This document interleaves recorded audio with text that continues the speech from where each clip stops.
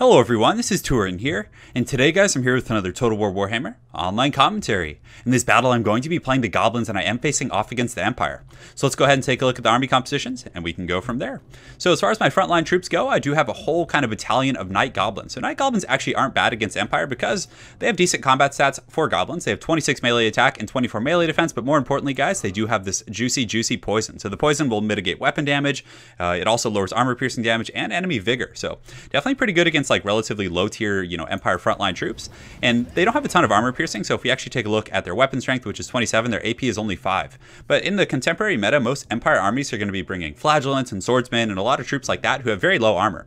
So these Knight Goblins should perform very well against Flagellants. So that's kind of it for my front line, all Knight Goblins. In the back, I do have the mighty SKARSNIK. So SKARSNIK is indeed my lord, and I don't know if I would argue that he's definitely one of the better Goblin lords. I mean, you can get away with the Goblin Great Shaman, but SKARSNIK is has a nice anti-large bonus. He has armor piercing, he has poison, so if an Empire like general does come in and try and goon him, he does have some tools to fight back. The anti-large bonus, so he has 390 base weapon strength, plus 30 with the bonus from large, and of course he does have the poison, so even though his stats might look substantially lower than like, General of the Empire or something like that, he is going to be poisoning them, so that will definitely be bringing things a little bit closer to the, closer to even. Aside from that, he does have the Tricksy Trap, so he can give his nearby troops a nice little charge bonus and leadership. So he has 2 leadership abilities, which is very helpful for like Goblin-style builds. You can see here he has Stand Your Ground, and then he also does have Tricksy Trap. So if you kind of layer those, it can definitely keep a Goblin front line fighting for a little bit longer than you would expect. He has the Wa, and then of course I do have the SKARSNIK's Prada. So when you're using an all-Goblin army, again, it's not going to be the most competitive. Obviously, having a mixture of Goblins and Greenskins is going to be a little bit more optimal, I would say. But if you are using a Goblin army, they don't really have like the Orc Boars. So Orc Boars are a pretty good tool at kind of, engaging against Demogryph Knights and things like that because they do have anti-large and armor piercing, and Goblins do lack armor piercing in terms of their cav. They do have regular Squigs, but those are more meant for infantry. So what I like to do is just get Squig Hoppers, who do have poison, so at least they're going to poison the Demogryph Knights, and then you kind of mix them in with Nasty Skulkers. So Nasty Skulkers are so incredibly good against cav. They have that Smoke Bomb, which is going to snare them, so if you guys look here, it slows them by 76%, which is pretty insane. They also have good armor piercing. They can really zerg enemy cav when you mix them in here, so definitely some good stuff there. Knight Goblin Shaman right here with the sneaky stealing and all the other good stuff, so he does have Gorkle Fix It to slow the speed of the enemies, Itchy Nuisance, and the missile attack. Some Knight Goblin big bosses over on the flanks. I have the Rusty Airs and some Knight Goblins in the back, and on the far side you can see I do have the Moon Howlers. So the one thing I did forget to bring, guys, and my sincere apologies, are the Teeth Robbers. So for my opponent, I'll go over this quickly as the fighting is about to start. Demogryph Knights with Halberds, definitely not a bad choice. Good against Ragnarok Queens, good versus Greenskin heroic units. He does have a Light Wizard as well, because you can see he was actually planning on snaring my Knight Goblin Squig Hoppers and just going after them, but he didn't realize there was Knight Goblins waiting right in front of them. So you do not want to engage Demogryph Knights on high density units like Knight Goblins. They'll poison them, they'll trade very efficiently, even though Knight Goblins have very low AP. It's just, there's so many numbers. In the front line, a very traditional Empire front line, Flagellants, Sigmar Sons, one group of Greatswords. He's probably expecting maybe some Black Orcs. In the back, he does have some Handgunners. I don't think he has the Silver Bullets, but 2 groups of Handgunners, some Spears to protect his flanks, and Boris Todbringer. So without further ado, guys, let the games begin. So right now he does use that net of Amnitok, thinking that my Squigs were alone, and that's something that's so fun about Goblins. You can really troll people with like your different tactics like that. So they were hidden, and they're now hidden again. So my opponent actually can't see these guys right now, though he did have a momentary vision on them. So I do have a Goblin Big Boss over here, and I'm just sending up my Knight Goblin Archers to do a little bit of harass, and they do a lot of damage against Flagellants, because Flagellants are pretty pitiful in terms of defensive stats. You can see my opponent's Handgunners are shooting into some of my Knight Goblins in the front line, but that's really not going to be that big of a deal. So he does land his Boris Todbringer over there, and on the far side, this looks to be where the main battle is going to be unfolding for now. So he does have the Sigmar Sons over here, but you can see the Squig Hoppers are actually going to get the initiative and get the good charge here. They're also taking some poison from the damage, so these Demogryph Knights are going to be heavily mitigated in terms of their stats. You can also see all the Goblins are scurrying down the hill, and they're going to jump on these Sigmar Sons. And those Sigmar Sons are, a far superior unit. The Knight Goblins are very good at trading with like low-tier infantry. They do such an outstanding job. That poison is just very impactful. So the Demogryph Knights are kind of getting dragged into the muck a little bit. Those Squig Hoppers are meant for his infantry. A lot of the Squig Hoppers are indeed fighting the Sigmar Sons, which is an extremely favorable matchup here. So you can see the Demogryph Knights are, they haven't really taken any casualties yet, and they've done pretty well against the Squig Hoppers, but for, cost to cost, it's not terrible. The Sigmar Sons are also trading somewhat evenly with the Knight Goblins, actually, which isn't bad. So over here on the far side, I was trying to catch his Royal Altdorf Griffites, and he actually hadn't seen these Nasty Skulkers. I believe they are now revealed, even though now excuse me, they're already frightened, which is pretty unfortunate. But he didn't see these nasty skulkers coming up, and I do get the charge with the Goblin Big Boss, and then you can see the nasty skulkers are going to charge in with their prison shanks. They do drop that smoke bomb, which does hit them, so they're slowed by 76%, and they're going to get in there and start doing some prison shanking action. So this is a great matchup for me. You have the Goblin Big Boss here, who's going to kind of tie them down and poison them. They're slowed. Their speed is only 42 now, so it's almost as fast as as slow as the nasty skulker. So, and look how much damage these guys are taking. Just like I was saying before, nasty skulkers are kind of the Goblin anti-cav unit. Even though they will get run down by, you know, Blazing Sun and Reiksguard, they do very well if they're able to catch a cav like that. But over on the far side, it's going a little bit better for my opponent. These Demogryph Knights down to 16, although the Squig Hoppers really did get punished there. They took a serious beating. But let's go ahead and take a look at the main fight here. So you can see the Flagellants are engaged. You can see the Goblin Rocklobber here shooting into the Greatswords, doing some, not Goblin Rocklobber, the Hammer of Gork. That's what it's called, right? Yes, the Hammer of Gork. So it's hitting these Greatswords, doing some pretty good damage. You can see they're down to 48 models. They're already shaken. The Night Goblins are in a decent shape, because Greatswords, like any Greatsword unit, like Black Orcs or Chaos Warriors, the Great Weapons, they aren't inherently designed to fight like large density units like this. So the Goblins are performing quite well. You can see they got some cool spinning attacks going on, and things are going okay in the front line, I would say. Granted, my opponent is probably going to be able to kind of win it out over the course of a long, atrocious battle. You can see in the back, SKARSNIK. SKARSNIK was chasing the enemy lord, who did land on top of my Rusty Airs, and I was able to fend him off with the Night Goblin and some of the assistance of SKARSNIK and this big boss. And you can see I'm getting some good firepower on Boris, who did get surrounded by SKARSNIK for a while. And I actually do use that magic missile attack, and it did some really good damage there. I was actually quite surprised.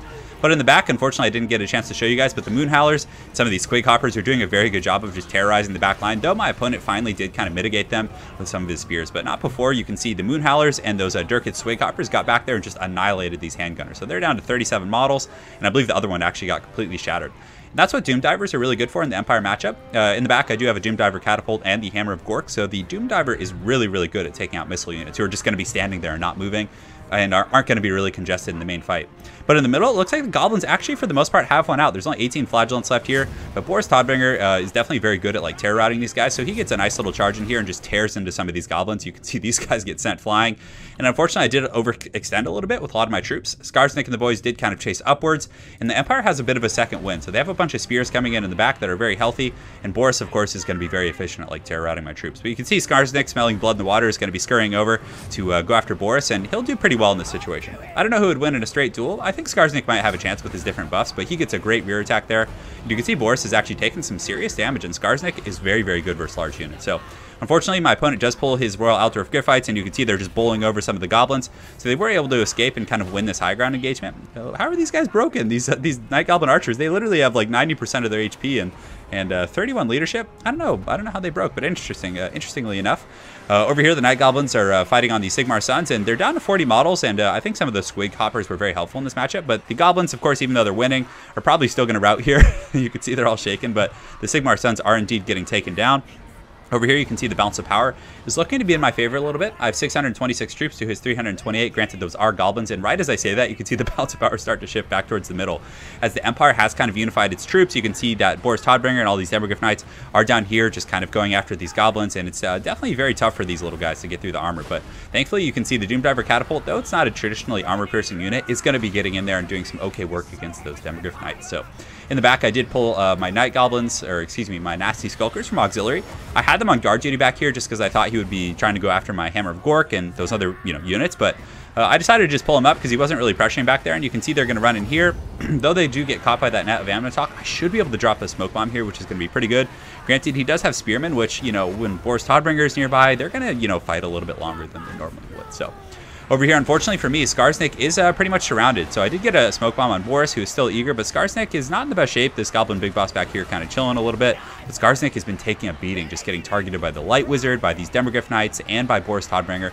So it's looking pretty grim for him, and you can see a lot of the Goblins are indeed running for the hills, guys. So it's looking pretty grim, although my artillery pieces are still performing quite well. And though they're hitting some of the friendly Goblins, they are doing some, steady perpetual damage to these Demogryph Knights, who are now shaken. And you can see the Squig Hoppers do come in from the far side and get a nice little charge here. Unfortunately, they are charging into spears, which isn't great, but still, this is like one of those extremely close battles where if you can like rout one unit, it's going to bring you that much closer to army losses and really, really, hopefully get you there in the long run. So I'm able to get some of those spears with that nice little charge, and the Squig Hoppers are shaken. You can see some of the fire is coming down from the top. These Night Goblins actually have quite a bit of ammunition left, so they're going to be shooting into these spears. And you can see a lot of the Empire stuff is shaken and, pretty close to routing. So thankfully for me, some Night Goblins did come back from their fleeing, which, If you guys want to play a Goblin army, honestly, the key to success is just every like 15 or 20 seconds, just check your periphery and make sure there's no units that are, you know, essentially routed. Because Goblins like flee almost instantly, and it's so easy when you play Goblins to just completely forget about them and then not re-engage them until the end of the battle. Even in this, I was quite guilty of doing that. But you can see the Empire Goon Squad here is getting pretty tattered from that Doomdiver fire, which is just slamming into these Demogryph Knights.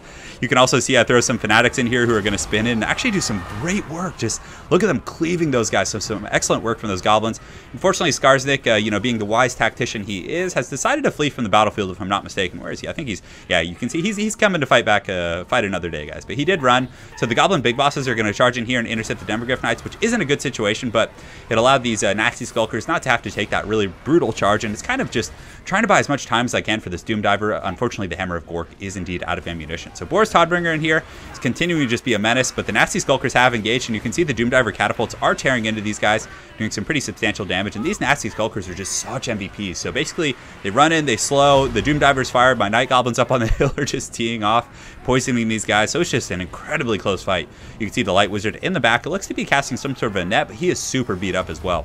So I think he did have a Jade Wizard as well that I was able to snipe earlier in the battle with SKARSNIK. I'm not sure. We'll have to check in the post screen. So these nasty Skulkers are wavering, and they are now broken. You can see the balance of power is favoring the Empire very, very heavily. If we look, it's about like, you know, 40% for me, but it is kind of teetering back up towards the middle. So again, a very close back and forth fight, but those Goblins and those Doomdivers just coming in hot, just clipping these, you guys see that Demogryph Knight just get clipped in the head by that one Doomdiver, but all my Goblins are fleeing essentially. I mean, these guys are broken off the battlefield, all 91 of them, because again, when your leadership flees with the Goblins, it's very bad, but the Empire is kind of in this situation where they're just kind of getting dragged through the mud. You can see that these Spearmen are just getting peppered by these Night Goblins on the hill, and some more Night Goblins, 67 of them, which, you know, their weapon strength is 27, and with all these models, that's a lot of damage actually coming through if they're able to get a good surround, but they actually just turn and run. So as I'm like hyping them up and talking about how awesome they are, they actually decide to flee. But Boris is not in good shape. You can see the Doomdivers are just perpetually hitting him, and these Flagellants here are doing okay. The Goblin Big Boss is also poisoning him. So this Goblin Big Boss he's definitely the true hero of this battle. I mean, he's holding this guy down, doing some great damage to Boris, and you can see that attack actually puts Boris's leadership to the point of being broken, and at this point he's pretty much suffering from army losses. You can see the nasty Skulkers are coming in, and they're able to actually win the day. So my opponent actually does, you know, lose it all there. I mean, he had a few Flagellants. I think there was like 6 or 7 left, but against all these Goblins that were actually rushing back in, I don't think he would have been able to do it. And you can see that Boris Todbringer did shatter due to army losses. So what a battle, man. Those Goblins, they're tenacious. I mean, even though they do rout, they always come back for the most part. I mean, 63, 34, 70, 46, 45. That's really good performance for how cheap these guys are. And it's just kind of a testament that Empire does have relatively low tier infantry, and you can get away with using cheap infantry against Empire. That's why Chaos Marauders and units like that typically work against Empire front line. So nasty Skulkers, even though they didn't rack up a ton of kills, were really effective this game. The Squig Hoppers I was a little bit sloppy with. I wish I could have shown you guys the Moon Howlers, but they actually really tore up those handgunners. So I think that was a big make or break there, was taking out the handgunners. But it's funny, when you use like a Goblin build, the Goblins are also small, and even their heroic units are small. So they're not like big targets. It's kind of hard to get your guns like sighted on them because they kind of mix in so well with the other Goblin fodder units. So regardless, very well played to Irony Junk Soul. Look forward to seeing you again on ladder, and hopefully you guys enjoyed that SKARSNIK cast. Have an excellent night, and take care.